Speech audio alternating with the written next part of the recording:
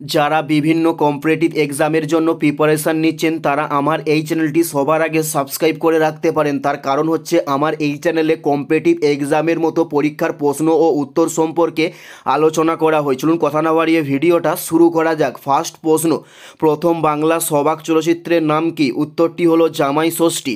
Next প্রশ্ন, প্রথম বাংলা চলচ্চিত্রের নাম কি? উত্তরটি হলো বিল্বমঙ্গল। প্রথম বাংলা চলচ্চিত্রের নাম, উত্তরটি হলো বিল্বমঙ্গল প্রথম বাংলা চলচ্চিত্রের নাম।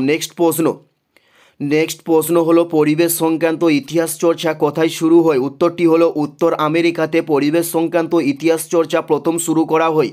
উত্তরটি হলো উত্তর আমেরিকা। নেক্সট প্রশ্ন, চিপকো আন্দোলনের নেতা কে ছিলেন? উত্তরটি হলো সুন্দরলাল বহুগুণা ছিলেন চিপকো আন্দোলনের একজন অন্যতম নেতা।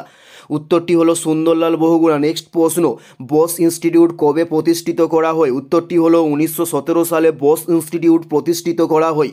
উত্তরটি হলো 1917 সালে বোস ইনস্টিটিউট প্রতিষ্ঠিত করা হয়। নেক্সট প্রশ্ন, রাজা রবি বর্মা কী কারণে বিখ্যাত ছিলেন? উত্তরটি হলো চিত্রশিল্পের জন্য রাজা রবি বর্মা বিখ্যাত ছিলেন।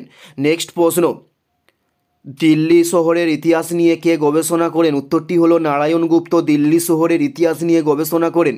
উত্তরটি হলো নারায়ণ গুপ্ত দিল্লি শহরের ইতিহাস নিয়ে গবেষণা করেন। নেক্সট প্রশ্ন, কত খ্রিস্টাব্দে কার্গিল যুদ্ধ হয়েছিল? উত্তরটি হলো 1999 খ্রিস্টাব্দে কার্গিল যুদ্ধ হয়েছিল।